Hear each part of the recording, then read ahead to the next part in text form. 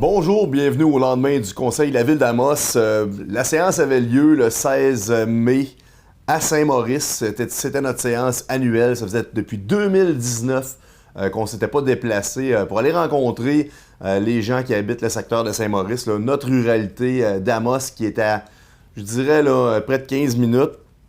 Toujours plaisant. Il y avait une vingtaine de personnes dans la salle, dont le comité des loisirs, qui nous a très bien accueillis. Alors, en point 4.6, on a hissé le drapeau pour la Journée internationale contre l'homophobie et la transphobie. C'est la Fondation Émergence qui nous stimule les municipalités à embarquer là, dans le bain, c'est-à-dire de faire cette fameuse lutte qui a encore drôlement à faire. Et on a aussi en même temps signé la résolution d'appui au mouvement.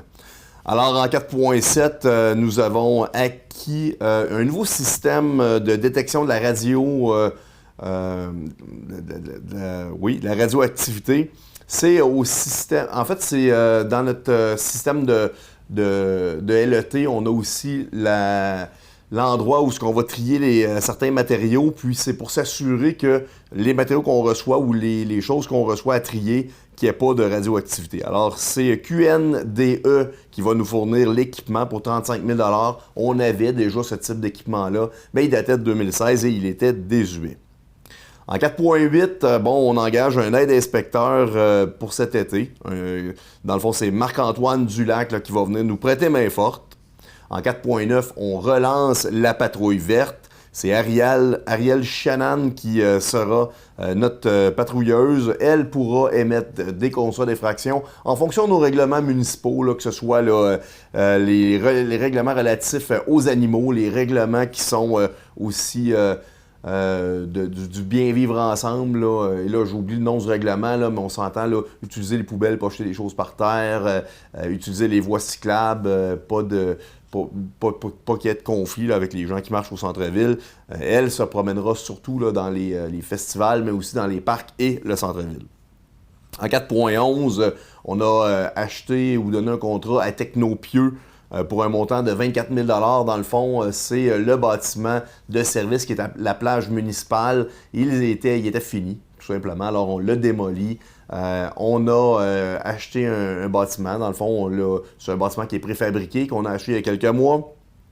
Ce bâtiment-là, il va avoir une section pour les sauveteurs, mais il va avoir aussi une section pour le projet Anisibi, pour, d'abord, pouvoir faire un petit entreposage pour nos équipements pour le projet, puis il y aura aussi une petite boutique. Alors ça s'en vient.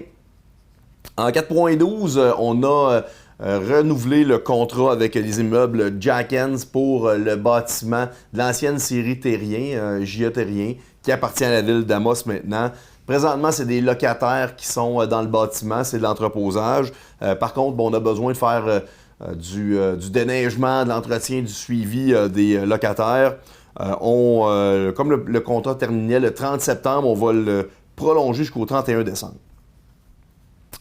En 4.13, on relance le comité de circulation. Ça fait, moi je dirais, là, une bonne dizaine d'années là, que le comité ne s'est pas rencontré de façon formelle. Le comité, il y avait des gens là-dessus. On a décidé de le modifier. Il y a 10 nouvelles personnes qui vont siéger. Pourquoi on l'a mis un peu de côté? Au fil des dernières années, on a refait notre plan de circulation avec notre politique. On a aussi fait beaucoup de consultations publiques avec la Première Avenue. Étant donné que là, on a stabilisé nos artères principaux avec des avancées de trottoirs, des pistes cyclables, on veut s'assurer que les décisions futures seront cohérentes et conséquentes avec les besoins de la population. En 4.15, j'ai des félicitations pour... en fait, non, excusez, c'est pas des félicitations, ça sera plus tard les félicitations. C'est le collectif des Fées en Feu qui nous a fait une demande qui, eux, ont l'intention de récidiver cette année avec le festival Les Fées. Alors, c'est une très bonne nouvelle. Hein? On porte plus de masque, on veut pouvoir profiter des festivités et de se rencontrer. Alors, c'est un montant de 6 000 $ et ils seront là, et là, je ne veux pas scooper rien, mais ils seront au Théâtre des Esquerres. Ils vont faire l'annonce de la programmation sous peu. En 6.1, c'est une aide au comité des loisirs. On en profite tout le temps quand on se déplace à Saint-Maurice pour leur remettre leur chèque annuel. Il faut comprendre que le comité des loisirs ont des bâtiments et ont des terrains et qu'ils gèrent l'animation du milieu là, du secteur. Alors, c'est un montant de 15 000 qui leur est remis là, pour payer l'électricité du bâtiment, les taxes, des petits entretiens comme la pelouse, ces choses-là. Par contre, ils nous font aussi des demandes pour des projets spéciaux. Cette année, ils veulent refaire les salles de bain de l'étage qui sont vraiment désuètes. Alors là, on est en attente là, d'un prix, mais on leur a annoncé qu'on allait leur donner un coup de main là-dedans. Maintenant, on est rendu dans les félicitations. Il y en a beaucoup, alors soyez attentifs. Félicitations au club de patinage d'Amos. Ils ont tenu là, leur grand spectacle. C'est un retour du 7 au 8 mai. C'était le 46e spectacle.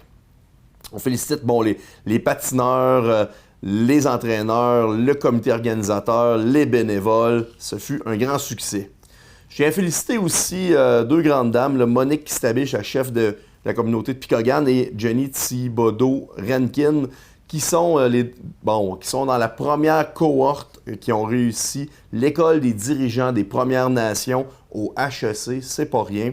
J'étais au grand cercle économique des communautés autochtones il y a quelques mois à Montréal et beaucoup d'intervenants ont vanté pour le rapprochement entre les communautés, ce fameux programme qui est fait par le HEC.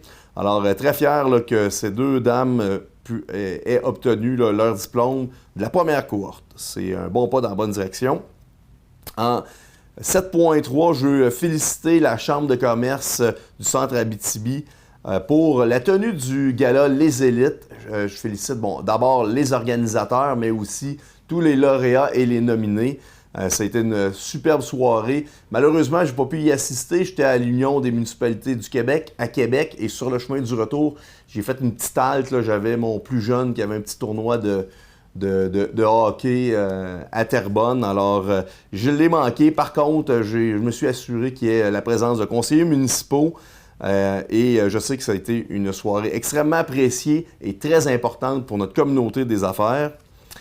En 7.4, je tiens aussi à féliciter M. Jean-Claude Babin, qui ça fait plus de 50 ans qu'il œuvre comme bénévole dans le loisir et sport au niveau de l'Abitibi-Témiscamingue. Il s'était impliqué, entre autres, pour le hockey Abitibi-Témiscamingue, s'était impliqué pour le Tour d'Abitibi et aussi pour les Foreurs. Et là, j'en passe parce que la liste est trop longue. Imaginez 50 ans de bénévolat. Alors, félicitations, M. Babin. Je félicite aussi parce que c'est une grosse fin de semaine. L'Alibaba qui a tenu sa finale d'improvisation. Faut comprendre qu'ils ont réussi à tenir une saison malgré les contraintes de la pandémie. Ils ont dû remanier un peu la façon de procéder, mais ils l'ont fait avec un grand succès. C'est l'équipe Imprimerie Aricana qui a raflé les grands honneurs. Alors, félicitations à l'organisation, félicitations à Imprimerie Aricana. En 7.6, au niveau des statistiques de la construction, sur une note peut-être un petit peu moins intéressante, on voit un ralentissement dans l'émission des permis. En 2022, on était à 9,1 millions depuis le début de l'année et en 2021, on était à 14,7. J'explique cette situation-là pour deux choses. D'abord, en avril l'année passée, il y avait eu un gros bâtiment qui s'était construit, donc ça venait gonfler les statistiques. Et présentement, c'est difficile d'avoir d'abord des entrepreneurs. Je sais qu'il y a des projets qui sont difficiles à lancer parce qu'on n'a pas la main-d'œuvre pour pouvoir les réaliser. Et aussi le fait que les coûts de construction sont extrêmement élevés. Ça en refroidit plus d'un, alors c'est normal que ça ralentisse. On espère que ça va se stabiliser. Pour le bien de notre économie, on a des grands projets qui s'en viennent. Il faut s'assurer qu'on va avoir une capacité d'accueil. Alors, il ne faudrait pas commencer à ralentir de ce côté-là. En Varia, il y a le comité des loisirs qui s'est prêté au jeu. La nouvelle présidente a présenté son comité administratif. Il y a des anciens et des nouveaux là-dessus. Ils sont 11 administrateurs. C'était fort plaisant. Il nous a fait un retour sur la dernière année, les réalisations et comment est-ce que ce que le comité voyait là, la prochaine année. Il y a eu quelques questions de la salle, hein, quand il y a des gens, il y a des questions. Alors, d'abord, la présidente nous a remerciés là, pour le travail de la ville et la cohésion qu'il y a avec le comité des loisirs. Ensuite, on a eu des questions, entre autres, sur le contrat du chemin Rivet, à savoir si c'était en impartition avec Saint-Félix ou si c'était fait à l'interne pour les chemins d'hiver et les chemins d'été. Il y a eu quelques autres questions techniques là, qu'on va faire le suivi, donner l'information. On a aussi notre directeur général là, qui nous a annoncé que ce serait sa dernière présence dans une assemblée à Saint-Maurice. Alors, c'était sur une note très touchante et émotive que M. Nollet nous a parlé un peu de l'histoire depuis la fusion en 87 entre Saint-Maurice et Amos. Il nous a parlé de 6 grands points qu'il retenait au travers des années. Alors, c'était vraiment intéressant. Je lui ai suggéré d'intégrer ses mémoires ou ses mémoires de Saint-Maurice dans un futur livre qui pourrait être ses mémoires. Alors, bref, c'était très touchant et M. Nollet a une mémoire phénoménale de tout ce qui a pu se passer. Alors, c'est sûr qu'il ne nous quitte pas tout de suite, là, mais il ne sera pas de retour pour l'année prochaine à Saint-Maurice. Hormis si le désir se présenter là, comme citoyen. Alors, c'était fort plaisant. Je tiens à vous dire là, que la rencontre d'hier n'a pas été était pas en direct sur Facebook. Par contre, on a fait un enregistrement. Alors, si vous voulez revoir comment s'est passée la rencontre à Saint-Maurice, vous aurez la chance là, de la visionner là, via les médias sociaux, là, probablement au courant de la journée. Alors, sur ce, je tiens à vous souhaiter une belle semaine. On se revoit dans 2 semaines pour la prochaine assemblée.